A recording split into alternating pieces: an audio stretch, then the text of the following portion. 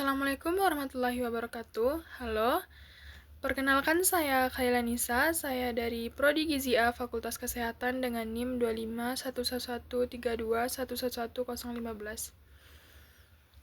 Baiklah, selamat datang dalam video edukasi ini yang mengupas pemikiran Muhammad Natsir, salah satu tokoh besar bangsa Indonesia. Kita akan menjelajahi pandangannya tentang bangsa dan umat, serta relevansinya di era modern.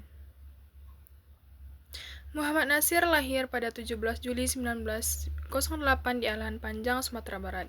Adalah seorang ulama, politikus, dan pemikir Islam yang memainkan peran krusial dalam perjuangan kemerdekaan Indonesia. Ia pernah menjabat sebagai Perdana Menteri pertama Republik Indonesia. Dan juga ia pendiri Partai Masyumi. Pemikirannya yang mendalam tentang integrasi antara Islam dan nasionalisme masih relevan hingga hari ini. Mari kita mulai perjalanan ini. Sebelum kita masuk ke inti pemikirannya, mari pahami konteks sejarahnya. Muhammad Natsir hidup di masa kolonial Belanda, revolusi kemerdekaan, dan awal pembentukan negara Indonesia. Ia terpengaruh oleh gerakan pembaharuan Islam seperti Muhammadiyah dan pemikiran seperti Muhammad Abduh yang menekankan kembali ke ajaran Islam murni. Natsir percaya bahwa Islam bukan hanya agama pribadi, melainkan kekuatan sosial dan politik yang bisa membangun bangsa. Dalam bukunya seperti Islam dan Nasionalisme dan Capita Selecta, ia mengembangkan gagasan tentang nasionalisme religius, di mana cinta tanah air harus diimbangi dengan nilai-nilai Islam. Ini berbeda dari nasionalisme sekuler yang ia kritik sebagai kurang bermoral. Bagaimana pandangan ini terbentuk? Natsir melihat bahwa bangsa Indonesia yang majemuk membutuhkan fondasi etis yang kuat untuk bersatu, bukan hanya berdasarkan etnis atau ideologi Barat. Kini mari kita bahas pemikiran Natsir tentang bangsa. Natsir melihat bangsa Indonesia sebagai entitas yang harus dibangun atas dasar persatuan dan keadilan. Ia menolak nasionalisme yang memisahkan agama dari kehidupan berbangsa, karena menurutnya, agama memberikan moralitas yang diperlukan untuk kemajuan. Dalam pandangannya, bangsa yang kuat adalah yang mampu mengintegrasikan nilai-nilai Islam seperti kejujuran, solidaritas, dan keadilan sosial.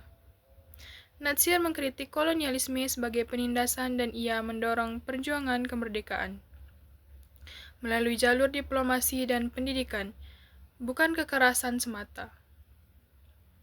Ia juga menekankan pentingnya pendidikan untuk membangun generasi muda yang cerdas dan berakhlak. Contohnya dalam pidatonya, ia sering mengatakan bahwa bangsa yang besar adalah bangsa yang taat kepada Tuhan. Ini berarti pembangunan ekonomi dan politik harus selaras dengan etika Islam, menghindari korupsi dan nepotisme. Bagian selanjutnya adalah pemikiran Natsir tentang umat.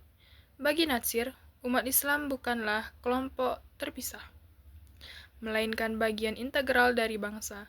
Ia menganjurkan umat yang sadar, umat yang aktif dalam pembangunan sosial, ekonomi, dan politik. Natsir percaya bahwa Islam harus menjadi inspirasi untuk kemajuan umat, melalui dakwah yang moderat dan pendidikan. Ia mendirikan Masyumi untuk mewujudkan ini, menekankan bahwa umat harus menghindari ekstremisme dan fokus pada persatuan. Dalam konteksnya, umat adalah agen perubahan. Mereka harus memimpin dalam bidang pendidikan, kesehatan, dan kesejahteraan. Natsir juga mengingatkan tentang bahaya sekularisme yang bisa mengasingkan umat dari peran mereka.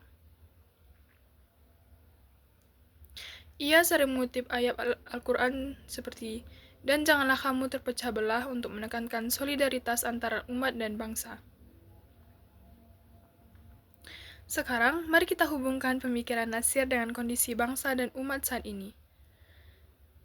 Di era digital dan globalisasi, Indonesia menghadapi tantangan seperti korupsi, polarisasi sosial, dan radikalisme. Pemikiran Natsir relevan karena ia menekankan integrasi Islam dalam nasionalisme untuk mencegah disintegrasi. Misalnya, dalam menghadapi korupsi, Natsir mengingatkan pentingnya akhlak Islam dalam pemerintahan, sesuatu yang masih dibutuhkan di Indonesia modern. Umat Islam saat ini bisa belajar dari Natsir untuk menjadi pemimpin dalam pendidikan dan ekonomi, bukan terjebak dalam konflik sektarian. Di tengah isu-isu seperti intoleransi dan pembangunan infrastruktur, pemikirannya mendorong umat untuk berkontribusi aktif dalam Pancasila yang berbasis keadilan. Namun tantangan baru seperti perubahan iklim dan teknologi memerlukan adaptasi. Natsir mungkin menganjurkan pendidikan berbasis nilai untuk menghadapi ini. Secara keseluruhan, pemikirannya mengajarkan bahwa bangsa yang kuat adalah bangsa yang bersatu dalam kebaikan, bukan terpecah oleh kepentingan pribadi. Pemikiran Muhammad Natsir tentang bangsa dan umat menawarkan panduan abadi, nasionalisme yang religius dan umat yang aktif. Relevansinya saat ini terletak pada kemampuannya untuk menyatukan Indonesia di tengah keragaman dan tantangan global. Mari kita jadikan warisan Natsir sebagai inspirasi untuk membangun bangsa yang lebih baik.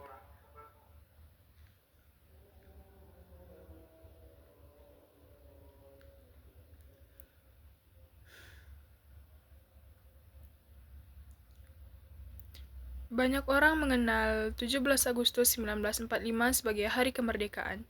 Namun, tidak banyak yang ingat bahwa pada tahun 1950 Indonesia sempat terpecah menjadi negara-negara bagian dalam format Republik Indonesia. Format Republik Indonesia Serikat atau RIS di titik terpecahan itulah pria kurus dengan jas yang sudah pudar warnanya berdiri di podium parlemen. Beliau bukan membawa senjata, melainkan sebuah gagasan yang dikenal sebagai mosi integral. Dialah Muhammad Natsir. Lewat mosi ini, ia menyatukan kembali kepingan-kepingan negara. Bagian-bagian menjadi Negara Kesatuan Republik Indonesia NKRI yang kita kenal sekarang. Namun Natsir lebih dari sekedar Bapak NKRI. Ia adalah kompas moral, pemikir ulung, dan jembatan yang menghubungkan nafas Islam dengan raga kebangsaan. Satu hal yang paling menonjol dari Natsir adalah kesederhanaannya. Ia adalah Perdana Menteri pertama yang jasnya penuh tambalan dan tidak memiliki rumah pribadi saat menjabat. Baginya, politik bukanlah tempat mencari kekayaan, melainkan ladang pengabdian kepada Tuhan melalui pelayanan pada rakyat. Apa sebenarnya inti pemikiran Natsir terhadap bangsa dan umat? 1. Islam sebagai dasar karakter bangsa. Natsir menolak sekularisme ekstrim yang membuang agama dari ruang publik. Menurutnya, Islam bukan sekedar ritual, tetapi sumber etika dan moral. Dalam bernegara, Islam adalah nafas bagi kehidupan bangsa ini, ungkapnya. 2. Demokrasi dan syura. Natsir adalah seorang demokrat sejati.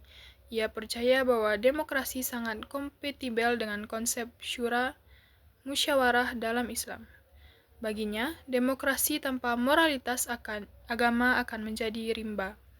Kekuasaan sementara agama tanpa demokrasi akan terjerumus dalam absolutisme.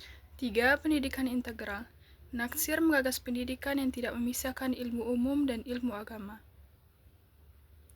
Ia ingin melahirkan generasi yang mahir teknologi namun tetap kokoh spiritualnya, sebuah konsep yang ia terapkan di Pendidikan Islam Bandung. Kini puluhan tahun setelah wafatnya, apakah pemikirannya masih relevan? Jawabannya sangat. Pertama, menghadapi polarisasi, saat ini bangsa kita sering terbelah antara kelompok yang paling nasionalis dan yang paling agamis. Natsir telah memberi contoh bahwa menjadi Muslim yang taat dan menjadi nasionalis yang setia adalah satu tarikan nafas. Ia membuktikan bahwa Islam bisa menjadi perekat persatuan, bukan pemecah belah. Kedua, krisis keteladanan di tengah maraknya korupsi dan gaya hidup mewah pejabat. Kesederhanaan Muhammad Natsir adalah tamparan keras. Pemikiran Muhammad Natsir mengingatkan bahwa kita harus memiliki ruh atau moralitas agar tidak sekedar menjadi ajang perebutan kursi. Ketiga, moderasi beragama. Natsir menunjukkan dakwah yang intelektual dan elegan. Ia melawan argumen dengan argumen, bukan dengan makian. Ini merupakan obat bagi fenomena radikalisme maupun Islamofobia yang masih sering muncul. Muhammad Natsir pernah berkata, "Jangan berhenti tangan mendayung, nanti arus membawa hanyut." Pesan ini jelas. Perjuangan untuk bangsa dan umat tidak pernah selesai. Muhammad Natsir telah mewariskan NKRI sebagai rumah besar kita. Ia telah meletakkan fondasi bahwa agama adalah energi bagi kemajuan, bukan penghambat.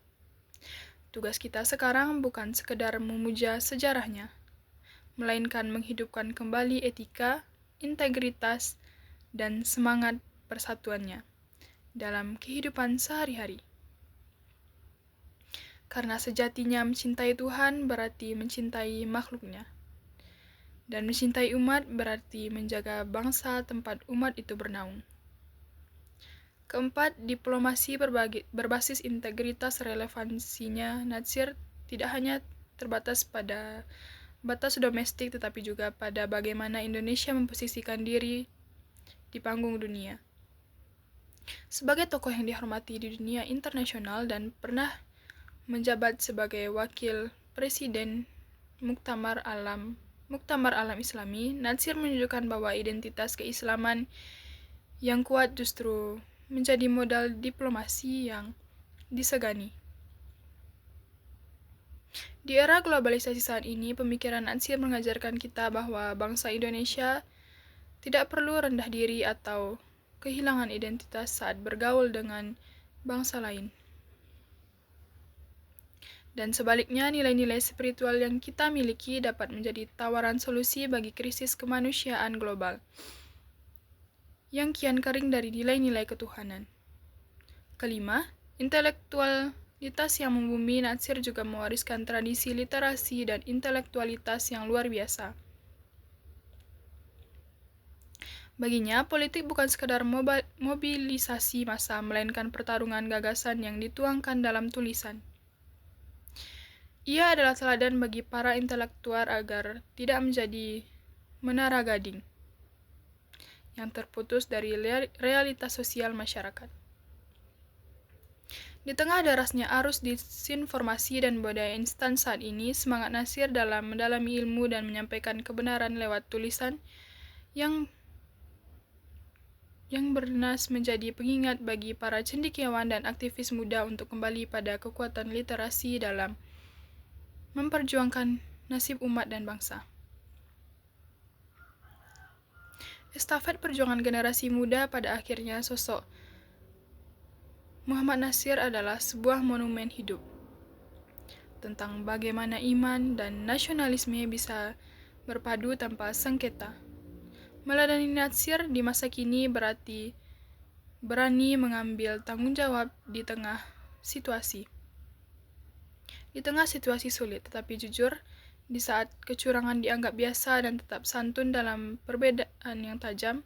Warisan terbesarnya bukan hanya mosi yang menyatukan wilayah, tetapi mosi yang menyatukan hati setiap elemen bangsa. Kini estafet itu ada di tangan kita. Untuk memastikan bahwa arus sejarahnya tidak menghanyutkan bangsa ini, melainkan membawa kita menuju pelabuhan kemajuan yang bermartabat.